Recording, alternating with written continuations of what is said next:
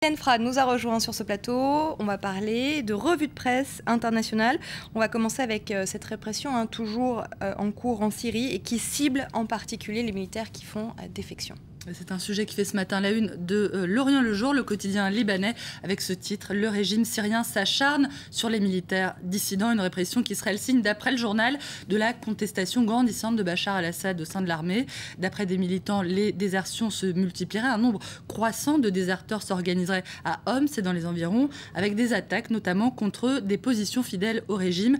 L'Orient le Jour qui évoque le cas de 4 soldats tués par balle à Mar Shamsa et 7 autres arrêtés alors qu'ils fuyaient le camp militaire de Wadi Deif, d'après l'Observatoire syrien des droits de l'homme.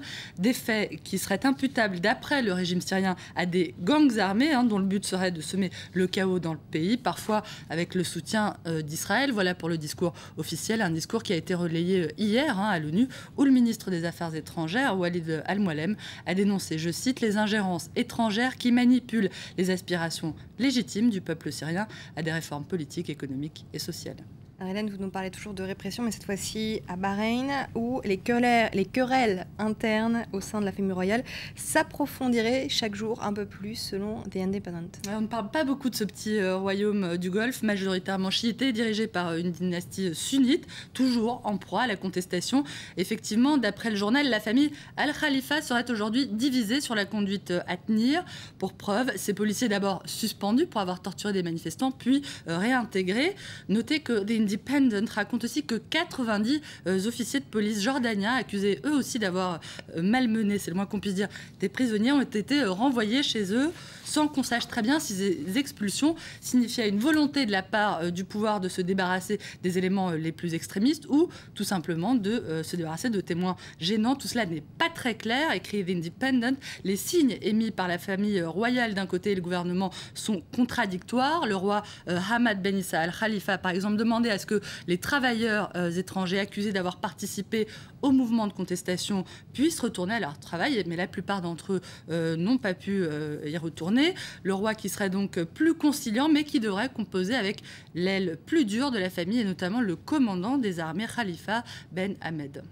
Et à voir également ce matin, mais cette fois-ci c'est dans Libération, ces informations contradictoires après l'annonce faite dimanche par le CNT libyen de l'existence d'un charnier à Abu Salim. Abu Salim, la prison de sinistre mémoire dans la banlieue de Tripoli, et où selon des ONG et des témoignages concordants, 1270 prisonniers ont été exécutés. C'était en juin 1996 puis en 2000.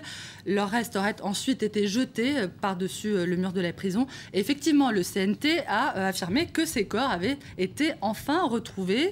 Il y a des preuves des crimes de masse commis par les soldats de Kadhafi. Nous avons besoin de l'aide internationale, des spécialistes de médecine légale pour dater les corps. C'est ce qu'avait dit le médecin Salem Ferjari, un membre de la commission créée par le CNT pour rechercher les disparus d'Abu Salim. Le problème, c'est que le journaliste de Libération qui s'est rendu sur place n'a rien vu. Voilà ce qu'il raconte.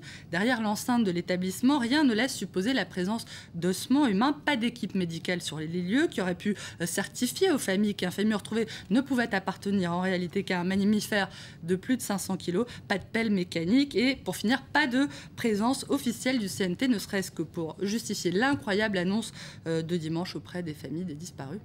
Et une petite touche d'optimisme avec cette fabuleuse nouvelle. L'optimisme ne se pesait pas tout à fait sûr non plus. C'est un peu pour les femmes, c'est quand même bien. On va revenir sur la décision du roi Abdallah d'accorder le droit de vote aux femmes en Arabie Saoudite. C'est quand même une grande avancée. Effectivement, les journaux parlent beaucoup depuis hier d'une décision historique, révolutionnaire, presque, mais The Daily Beast a choisi ce matin de tempérer un peu vos enthousiasmes en parlant d'une victoire repoussée en réalité pour les femmes, puisque la décision ne sera appliquée que lors des prochaines élections, ce sera en 2015.